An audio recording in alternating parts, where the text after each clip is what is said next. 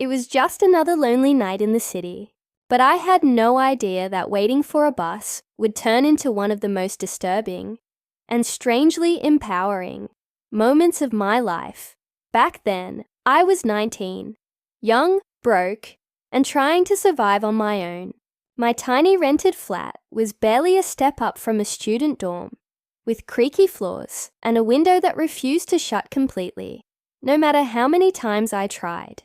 I couldn't afford a car, not even a rusty old one, so I relied on the city buses to get anywhere I needed to go. Public transport wasn't glamorous, but it was my lifeline. That night, the streets of Minneapolis felt colder than usual. My mum had been in the hospital for a while, and I'd spent most of the evening sitting by her bedside. Hospitals have this strange way of draining your soul. The smell of disinfectant, the beeping of machines, the quiet desperation in people's eyes. When I finally left, it was close to midnight. My body was exhausted, and my mind felt heavy from worry. All I wanted was to get home, crawl into bed, and forget the world for a while. But the thing about not owning a car is, you don't really get to choose when or how you travel. You wait for buses, for connections, for time to pass. And that night, my route meant transferring at Nicollet Mall, a long, narrow street lined with glass bus shelters, flickering streetlights, and the occasional drunk staggering home. During the day, it was bustling, full of commuters, shoppers, and food vendors. But at night, it changed. It became something else entirely. People who lived in the city always warned about Nicollet Mall after dark. It's fine during rush hour, they'd say, but don't hang around there alone at night. I used to nod and smile, thinking they were just exaggerating. But as my bus rolled to a stop, and I stepped out into that cold, empty stretch of road, I started to understand what they meant. The air was sharp and quiet, the kind of quiet that doesn't feel peaceful. It feels alert. I could hear my own footsteps echoing on the pavement as I crossed to the other side, toward the glass bus shelter that glowed faintly under a dim streetlight. It was one of those plexiglass boxes with a metal bench inside, transparent walls, and the faint smell of stale cigarettes. I looked around. The street was empty. No cars, no pedestrians, just me and the whisper of the cold wind. I sat down on the metal bench, pulled my coat tighter around me, and glanced at the digital sign overhead. Next bus, 12 minutes. 12 minutes. It didn't sound long, but in that silence, it felt like an hour. I remember scrolling through my phone, pretending to be busy, like we all do when we feel uncomfortable. My reflection in the glass looked tired. Dark circles under my eyes, hair pulled back hastily. I looked like someone who'd had enough of life for one night. I checked the time again. 11 minutes. That's when I noticed movement. Far down the street, a figure was walking. Tall, lean, moving with purpose. His steps were firm, echoing through the empty mall. I couldn't see his face, but I could tell from the rhythm of his walk that he wasn't drunk or stumbling. He was completely in control. My heartbeat quickened. I tried to stay calm. You're fine, you're fine. I whispered to myself. Maybe he was just another person catching a late bus. Maybe he wasn't even heading my way, but he didn't slow down. He didn't turn. He was walking straight toward me. I shifted on the bench, tucking my phone into my pocket. My hand hovered over my bag, just in case I needed to grab it and run. The man's footsteps grew louder, sharper. I could see now that he was wearing a long coat that brushed his knees, his hands deep in the pockets. 10 steps away. 5, 3. He stopped right outside the glass wall of the shelter. My breath caught in my throat. For a second, he didn't move. He just stood there, staring at me through the transparent barrier. His face was half lit by the streetlight. Older than I expected, maybe mid-30s. His eyes were unreadable. I wanted to look away, but fear glued my gaze to his. Then, just as I started to rise from the bench, it happened. He grabbed the sides of his coat, whipped it open, and exposed himself. Time froze. My mind went blank. My heart slammed in my chest. For a second, I didn't even understand what I was seeing. My body refused to move. The world outside the glass blurred. It was just me, him, and that awful, disgusting act. I wanted to scream, to run, but I couldn't. I just sat there, frozen in disbelief. That's how it started. The night I learned that fear doesn't always look like screaming or running. Sometimes it looks like silence. And sometimes something unexpected happens next. To be continued. He stood there for what felt like forever. Time stretched thin. Seconds turning into minutes. Breaths into heartbeats. The street was silent. The only sound was the wind scraping through the empty space between buildings. And him, standing right there in front of me, his long coat open, his expression unreadable. My stomach twisted in disgust, but I couldn't move. Fear has this strange way of locking you in place. Like your brain and body stop talking to each other. My mind screamed run, but my legs refused to listen. I blinked, trying to make sense of what I was seeing. The glass wall between us felt paper thin. He was just inches away. And yet the small sheet of plexiglass was the only thing keeping me from being completely exposed to his madness. His eyes met mine for a second. There was no shame there, no hesitation, just this, hunger for a reaction. That's what chilled me the most. He didn't do it for pleasure. He did it for power. To see fear spread across my face like wildfire. I swallowed hard, my throat dry as dust. My hand twitched near my phone, but I was terrified that any sudden move might make things worse. My brain raced. What if he comes inside the shelter? What if he follows me when I run? What if he touches me? The what-ifs multiplied until they filled every corner of my mind. And then something strange happened. Instead of panic, a sudden burst of absurdity washed over me. I realized just how pathetic he looked. Standing there in the freezing cold, coat open, trying to feel powerful by shocking a tired, hungry 19-year-old girl waiting for a bus. It was disgusting, yes, but it was also ridiculous. And that ridiculousness made something snap inside me. Before I could even think, I let out a small nervous laugh. At first, it was just a soft chuckle, the kind that slips out when you're overwhelmed. But once it started, I couldn't stop. It wasn't real laughter. It was fear and disbelief twisted together. He frowned, clearly not expecting that reaction. Maybe he thought I'd scream. Maybe he imagined me crying, begging him to leave. But laughter, that wasn't part of his fantasy. He shifted awkwardly, still holding his coat open, trying to regain his dominance. But the more I looked at him, the more absurd the whole situation became. I took a slow breath, lifted my eyes to meet his, and said the first words that came into my head. Words that slipped out before I could stop them. "Yup," I said with a faint smile. "That looks like a penis. Only smaller." The silence that followed was deafening. He froze. His expression changed, from superiority to shock, to shame. It was almost comical. His mouth twitched, and for the first time, he was the one who looked scared. He stumbled a step backward, fumbling to close his coat. His hands shook slightly as he pulled it shut, his eyes darting around as if checking to see if anyone had seen him. Then, without another word, he turned, hunched over, and ran. Yes, he ran. For a second, I just stared after him, stunned. I could still hear his footsteps slapping against the pavement, growing fainter, until they vanished into the distance. And then the laughter that had started as nervous turned into something else, hysterical, disbelieving, wild. I pressed my hand over my mouth, shaking from head to toe, laughing and crying at the same time.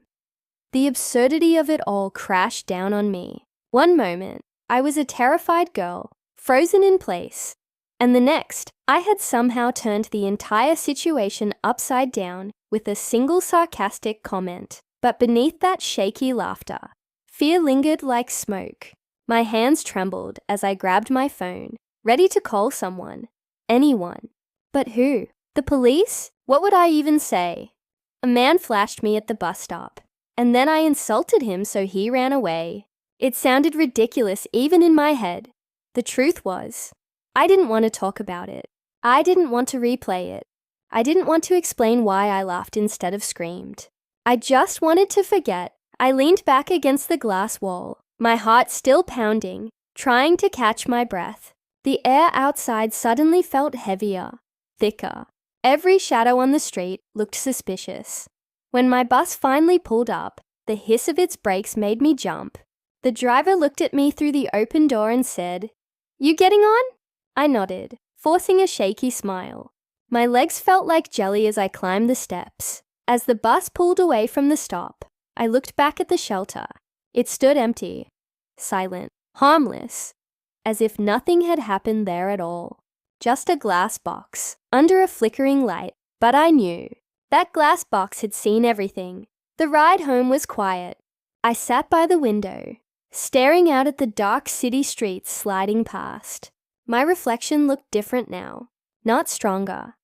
Just changed. Somewhere deep down, I knew I'd remember that night for the rest of my life. Not just because of what happened, but because of how I reacted. I didn't cry. I didn't scream. I laughed. And somehow, that laugh saved me. To be continued. When I got home that night, I didn't turn on the lights. I just stood in the doorway of my flat, the soft hum of the refrigerator, the only sound filling the tiny space. My hands were still shaking. I dropped my bag onto the floor and leaned against the wall, trying to breathe. You know that feeling when something shocking happens and your body doesn't quite know how to process it? Like your brain keeps replaying the scene again and again, trying to make sense of it, but it never fits right. That's exactly what it felt like. The image of him, the coat, the glass, the look in his eyes. It looped in my head like a broken film reel. Every time I blinked, I saw his face again. Every time I closed my eyes, I saw the glint of the streetlight on that stupid coat. I sat down on the floor, pulled my knees to my chest, and just stayed there for a while. I wanted to cry, but the tears wouldn't come. Instead, I felt this strange emptiness. Like all my emotions had been squeezed out, leaving me hollow. After a while, I got up, made myself a cup of tea. Because that's what we do, right? We make tea when we don't know what else to do. The water boiled, the kettle clicked, and the steam fogged up my glasses. I took the cup to my window and stared out at the city. The streets below were quiet, dotted with orange streetlights, and the occasional car drifting past. It looked peaceful. The kind of peace that feels fake once you've seen the darkness hiding underneath it. That man. He probably didn't even think twice after running away. Maybe he laughed about it later. Maybe he'd done it before. Maybe he'd do it again. The thought made my skin crawl. But then something unexpected hit me. He ran away. He wanted power. He wanted to scare me, to humiliate me. But instead, I had humiliated him, without meaning to. I had flipped the script. I remembered the look on his face just before he turned and bolted. That flash of confusion, of shame. It was like, for the first time, he felt small, and suddenly, I felt something warm rising inside me. It wasn't pride exactly. It was something quieter, deeper. Relief maybe, or the faint flickering spark of strength. I realized that if I had screamed, he might have enjoyed it. That's what he wanted. Fear. But laughter. Laughter stripped him of control. The thought made me smile, though my lips were trembling. I took a sip of my tea. It had gone cold, and let out a long breath. It's strange how one small moment can change how you see the world. I had always thought bravery looked loud, like shouting, or fighting, or standing tall. But that night taught me that sometimes bravery looks quiet. Sometimes It looks like staying still when your heart wants to explode out of your chest. And sometimes, it looks like laughing in the face of someone who wanted to break you. The next morning, I didn't sleep much. My alarm rang, and I just stared at the ceiling for a while, debating whether to call in sick. But then I thought, no, I'm not going to hide. I got up, showered, and caught the same bus route as usual. When the bus stopped at Nicolay Mall, my stomach tightened. My palms began to sweat. I looked out the window at the same shelter, the same glass walls, the same flickering light. For a moment, I almost didn't get off. I could have stayed on and taken a longer route home after work, but something in me whispered, "Don't let him take this place from you." So I got off. The air was cold, the wind biting at my cheeks. I walked over to the shelter, heart pounding, and sat down on the same metal bench. I could still see the faint smudge on the glass where I'd pressed my hand the night before. It was strange. The place that had terrified me now felt smaller, like it had lost its power. As I waited for my bus, a few people passed by. A couple holding hands, an old man with a cane, a woman walking her dog. Life was moving again. The world hadn't stopped, just because one disgusting man tried to scare me. When my bus finally came, I smiled faintly. I got on, sat by the window, and watched the city drift past once more. The glass reflected my face again. The same girl, but somehow not. This version of me looked a little more awake, a little more aware, and somewhere deep inside, I knew that night didn't just teach me about fear. It taught me about power, because sometimes the power we don't even know we have is the one that saves us. And that realization, that quiet, steady strength, stayed with me long after the bus ride ended. To be continued. It's been weeks now since that night. Sometimes I forget about it for hours, even days. And then something small brings it back. The sound of footsteps behind me, the reflection of glass in the dark, the faint smell of rain on pavement. And suddenly, I'm there again, standing at that bus stop, heart in my throat. But it doesn't crush me anymore. Now, it just reminds me of how easily safety can shatter and how quietly it can rebuild. I used to think fear was the enemy, that the goal was to erase it completely. But I've learned that fear isn't weakness. It's a warning, a pulse, proof that you're still alive. And courage isn't about not feeling afraid. It's about walking back into the same space, the same silence, and choosing not to let it own you. That's what I did that morning, and every morning since. The bus stop doesn't feel haunted anymore. It just feels ordinary. Sometimes I see other women waiting there, headphones in, scrolling through their phones, and I wonder if any of them have stories like mine, if they've ever had to hold their breath in the dark and pretend to be stronger than they felt. Maybe they have. Maybe most of us do. I've started to notice small details again. The way the glass catches sunrise. The way the pigeons fight over crumbs. The smell of roasted coffee from the cafe across the street. It's strange how the world slowly fills itself back in after something tries to hollow it out. And me? I've changed in ways I can't fully explain. I walk a little slower now, but taller. I look people in the eye more, not to challenge them, but to remind myself that I exist, that I take up space, that I'm allowed to. Sometimes when I talk about that night, people say, "You were so brave," and I smile politely, but deep down, I know it wasn't bravery in the way they imagine. It wasn't cinematic or loud. It wasn't shining with confidence. It was shaky. It was quiet. It was a breath held between panic and control. But it was mine, and that's what matters. Because now I know, real power doesn't always roar. Sometimes it whispers. Sometimes it trembles. Sometimes it just keeps going. And when I catch my reflection in the bus window these days, I don't just see fear anymore. I see the girl who laughed when someone tried to silence her. I see the girl who got back up when it would have been easier to hide. I see the girl who learned that strength isn't something you find in a single moment. It's something you build, quietly, piece by piece, every day after. So yes, I still take the same route. I still stand at the same bus stop. But now, when I look at the glass, I don't see his shadow anymore. I see mine, and for the first time, I'm not afraid of it.